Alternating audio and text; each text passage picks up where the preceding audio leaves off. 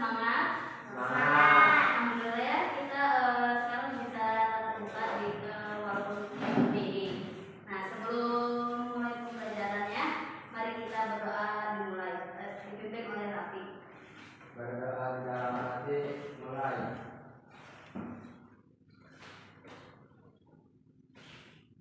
Berdoa selesai. Terima kasih sebelumnya. Sebelum kita mulai pembelajaran, kita absen terlebih dahulu ya. Siapa yang tidak hadir? Nurul. Kenapa aja? Sakit. Oh iya, sakit. Semoga cepat sembuh ya Nurul. Izin Bu, Di mana? ada orang tua. Oh iya. Nah, alangkah baiknya Ibu akan menjelaskan dulu tujuan dari pembelajaran hari ini. Yang pertama itu siswa dapat mendeskripsikan klasifikasi makhluk hidup, lalu siswa dapat menjelaskan dan menyebutkan manfaat dari klasifikasi makhluk hidup, dan yang ketiga itu siswa dapat mengurutkan taksonomi makhluk hidup dari tingkat tinggi dan tingkat rendah. Nah, sebelum Ibu membahas materi klasifikasi makhluk hidup, kemarin Ibu menjelaskan apa? Ada yang tahu? Proses terjadinya menstruasi, Bu. Oh iya benar yang dikatakan Raffi ya. Coba siapa yang tahu ada apa aja proses terjadinya menstruasi itu? Saya, Bu. Ya silakan. Menstruasi terjadi ketika lapisan dinding rahim atau endometrium dan sel telur yang tidak dibuahi meluruh keluar dari vagina, Bu. Ya benar yang dikatakan Raffi. Lalu ada yang menambahkan lagi selain Raffi? Saya Bu, Ya. menstruasi biasanya terjadi pada usia 11 tahun dan berlangsung hingga menopause. Biasanya terjadi sekitar usia 45 sampai 45 tahun. Ya benar yang dikatakan Raffi dan Zahra. Yang belum aktifnya semoga kedepannya kita lebih aktif lagi ya dan bisa aktif dari kelas dari yang lainnya. Kita lanjut ke materi klasifikasi hidup. Apa sih klasifikasi makhluk hidup? Ada yang tahu klasifikasi makhluk hidup? Saya, Bu. Ya apa sih? Klasifikasi makhluk hidup adalah suatu cara mengelompokkan makhluk hidup berdasarkan kesamaan ciri yang dimiliki. Tujuan mengklasifikasi makhluk hidup adalah untuk mempermudah mengenali, membandingkan, dan mempelajari makhluk hidup. Ya benar yang dikatakan Raffi, yaitu klasifikasi makhluk hidup itu menjelaskan pengelompokan antara makhluk hidup yang tidak hidup atau bergerak, yaitu seperti manusia dan benda. Benda itu beda, benda itu diam. Kalau misalnya benda bergerak itu dijatuhkan oleh manusia. Dan klasifikasi makhluk hidup dari hewan dan tumbuhan. Dari hewan itu dibedakan dari filum dan divisi. Kalau filum itu buat hewan dan divisi itu termasuk pada tumbuhan. Nah, kalau itu baik kita lanjut.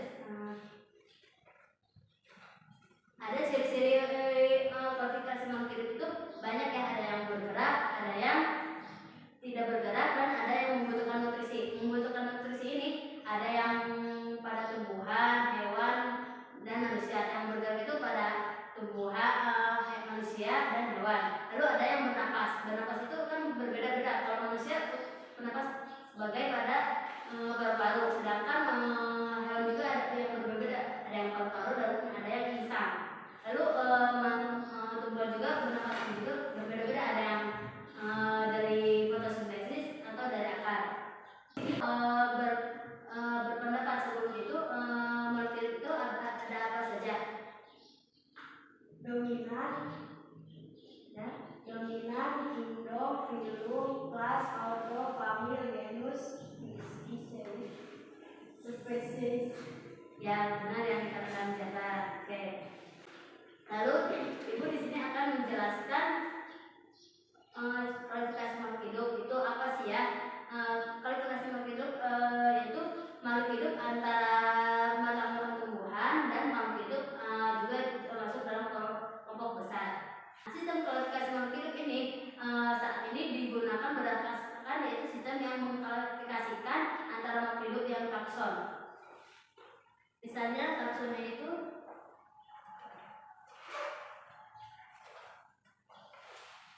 dari tingkat tertinggi yaitu kingdom,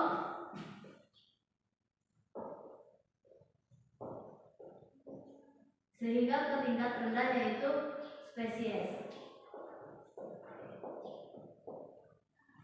Kingdom itu tingkat tinggi,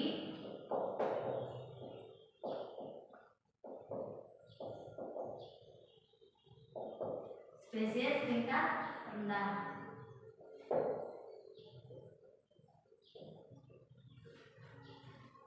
Nah, ada apa aja taksonomi pada klasifikasi makhluk hidup? Ada yang tahu? Kalau tidak, ibu akan sebutkan taksonomi klasifikasi makhluk hidup. Yang pertama itu ada kingdom, lalu ada filum, kemudian ada kelas, dan kemudian ada ordo, kemudian ada famili, dan terakhir ada spesies. Nah, di sini contohnya kingdom animalia, kingdom plantae, kingdom protista, kingdom monera. Nah, ada yang tahu kingdom plantae itu apa? Kalau tidak ada, ibu akan menjelaskan. Kingdom plantae itu kingdom tumbuhan, kingdom animalia itu kingdom hewan, lalu kingdom monera itu kingdom termasuk bakteri yang kecil-kecil ya. Mikroskop juga termasuk pada kingdom monera. Kemudian di sini ibu ada klasifikasi itu macam klasifikasi, ada klasifikasi alami,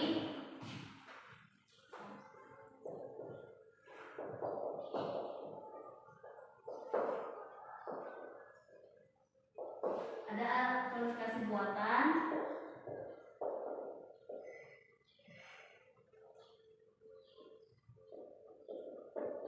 dan ada klasifikasi filogenetik. Ada yang tahu perbedaan dari klasifikasi alami, buatan, filogenetik? Tidak, Bu. Baik, ibu akan jelaskan terlebih dahulu klasifikasi alami. Klasifikasi alami ini memiliki munculnya prestasi atau makhluk hidup yang terdiri dari, yaitu keturunan antara makhluk hidup yang alami itu dari tumbuhan, hewan, dan manusia. Lalu klasifikasi buatan itu seperti benda itu seperti meja, kursi, dan lain-lain. Lalu ada klasifikasi filogenetik. Klasifikasi filogenetik ini termasuk berdasarkan banyaknya sistem klasifikasi yang adanya sangat banyak, seperti adanya hewan-hewanan yang termasuk pada karnivora yang pemakan daging-dagingan. Di sini ada yang mau ditanyakan sebelum lanjut ke materinya? Ya, Bu. Silakan.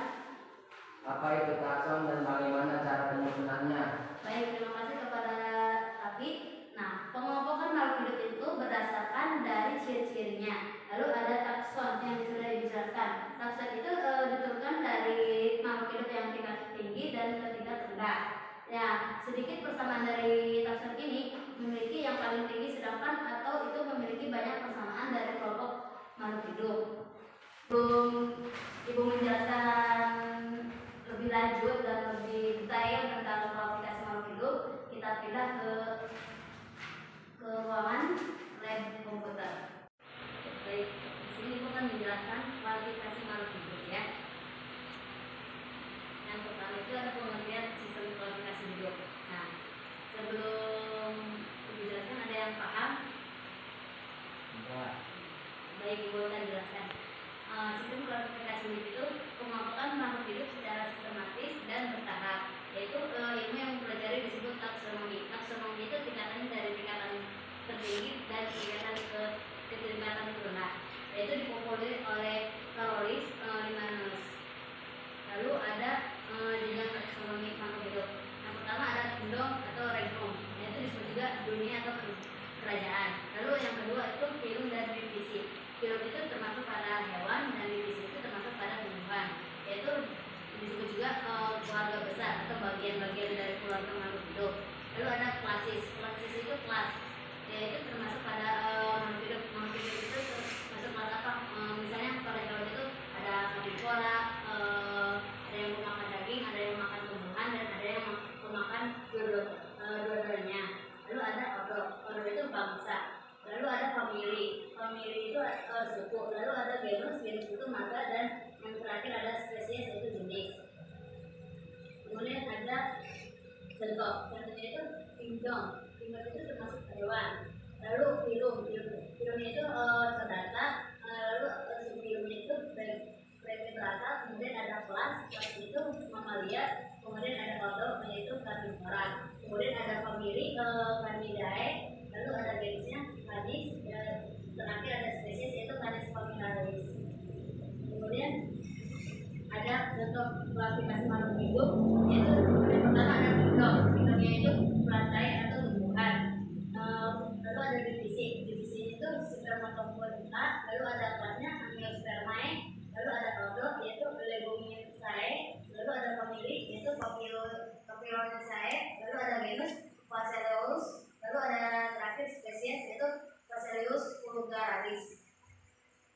Kemudian ada sistem tata nama makhluk hidup. Sistem tata nama makhluk hidup ini yang pertama ada sistem universal.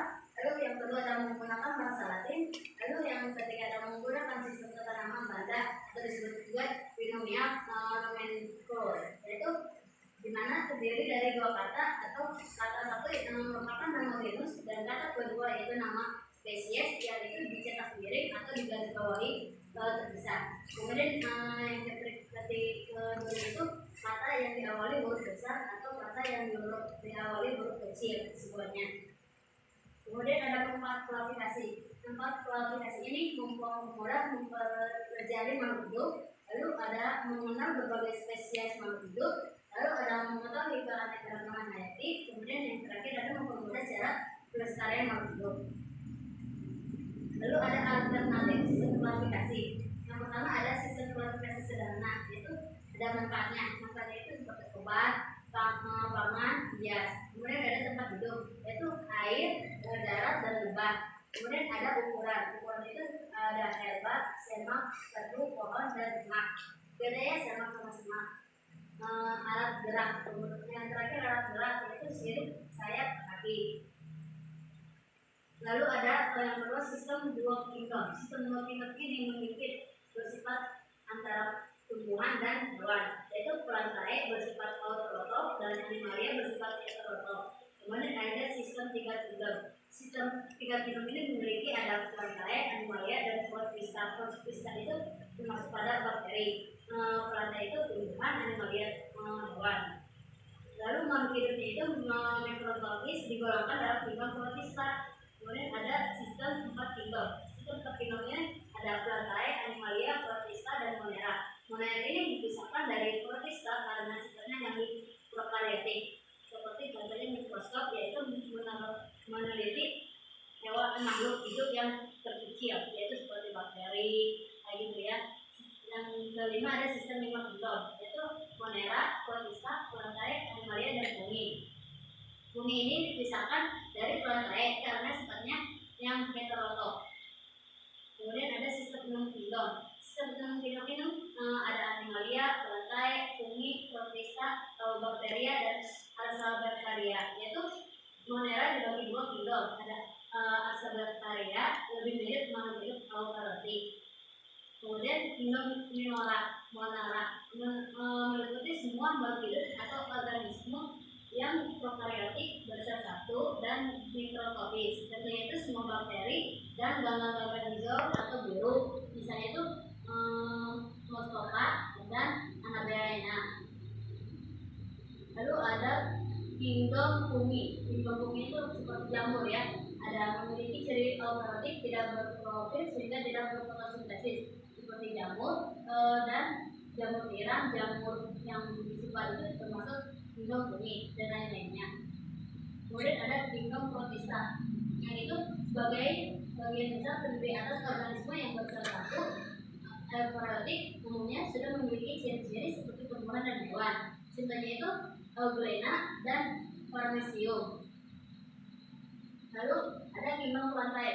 Kingdom plantae itu kingdom tumbuhan, yaitu di mana terdiri atas semua organisme eukaryotik bersel banyak, berdinding sel yang mengandung selulosa, berklorofil, dan berfotosintesis, itu sifatnya itu autotrof, yaitu kerajaan tumbuhan dibagi menjadi tumbuhan bersuara seperti lumut, bambu, dan biji-bijian. Nah, contohnya itu seperti ada padi, lumut-lumutan, ada mawar, pakan ekor kuda. Lalu ada lingam animalia, lingam hewan, yaitu memiliki ciri-ciri operatif berbesar banyak, tidak berprofil, sehingga tidak bermutasi spesies, tidak berdinding sel, yaitu termasuk sifatnya heterotrof, yaitu seperti gajah, ular, burung, dan singa, dan lain-lainnya. Kemudian ada identifikasi atau determinasi makhluk hidup. Ciri-ciri khas makhluk hidup ini menentukan nama makhluk hidup dengan benar dan menempatkannya dalam sistem klasifikasi. Yaitu yang langkah-langkah itu mengenali ciri-ciri makhluk hidup, lalu membandingkan atau menyamakan dengan makhluk hidup yang sudah diketahui identitasnya. Lalu yang terakhir ada dasarnya dapat berubah seperti bantuan, ingatan orang lain, atau bantuan orang lain, sama pustaka komputer. Lalu ada kunci dikotom. Kunci dikotom ini memiliki ada banyak. Yaitu yang pertama ada berambut, lalu berambutnya itu banyak, lalu hingga panjang, kemudian ada yang pendek juga. Kemudian pendek itu ada yang hitam dan ada yang putih. Kemudian berambut sedikit. Berambut sedikit ini ada yang rata-rata dan ada yang tidak rata-rata. Kemudian ada kunci determinasi. Yang pertama ada berkeping dua, ada yang berkeping bulat dan ada juga daun menyirip, yaitu tumbuhan X. Kemudian ada daun menjari, yaitu tumbuhan Y. Kemudian ada yang ketiga daun menjari, yaitu tumbuhan R. Dan daun menyirip itu ada daun padat, daun apa sih yang selalu kayak gitu, daun putih malu kayak gitu, daun menyirip. Dan daun melengkung. Daun melengkung itu seperti bayam kayak gitu ya, dan seterusnya. Sekian dari ibu yang ibu sampaikan. Ada yang mau nyimpulkan dan ada yang paham? Bu, Silakan. kesimpulan dari poin yang disampaikan bahwa suatu pengelompokan klasifikasi makhluk hidup menjadi golongan tertentu harus didasarkan pada persamaan ciri-ciri yang dimiliki, sehingga dapat membedakan antara makhluk hidup yang satu dengan makhluk hidup yang lainnya. Ya, benar. Ada yang mau menambahkan lagi? Ada yang mau menambahkan atau ada yang mau bertanya? Tidak ada, Bu. Baik, kalau tidak ada, kita cukupkan saja. Semoga dapat dipahami ya yang ibu presentasikan tadi. Kemudian ada fungsi itu bersifat kooperatif ya. Lalu ada juga yang bersifat heterotrof, itu tidak bisa makan sendiri. Kalau kooperatif itu makannya disuapin ya, kayak kita kalau manusia. Kalau heterotrof itu makannya sendiri. Lalu memiliki hipa dan memiliki dinding sel atau hitam-hitam pada fungsi yang di yang pinggir-pinggirnya. Kemudian ada vertebrata dan avertebrata invertebrata. Kalau avertebrata ini memiliki lubang, yaitu seperti ikan dan yang di darat-daratan. Kalau avertebrata itu di hewan di hutan-hutan seperti harimau, singa kayak gitu yang pemakan daging. Kalau vertebrata itu pemakan tumbuh-tumbuhan. Kalau avertebrata itu daging-dagingan. Kalau misalnya invertebrata itu tumbuhan hewan yang mencakup semuanya, memakan semuanya seperti tumbuh-tumbuhan, daging-dagingan. Sekian dari ibu. Sebelum ibu tutup, ada yang mau ditanyakan atau bisa dipahami? Bisa, Bu, bisa dipahami. Baik, ada yang mau ditanyakan atau sudah? Sudah cukup. Baik, mohon maaf bila ada kesalahan dari ibu. Mohon dimaafkan dan semoga kalian tetap semangat dalam pembelajaran hari ini dan kedepannya walaupun di masa pandemi ini ya.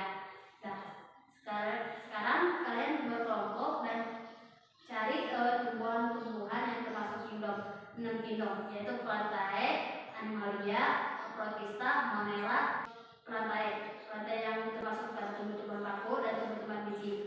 Nah, kalau misalnya udah, jangan lupa LKPD-nya diisi ya terlebih dahulu.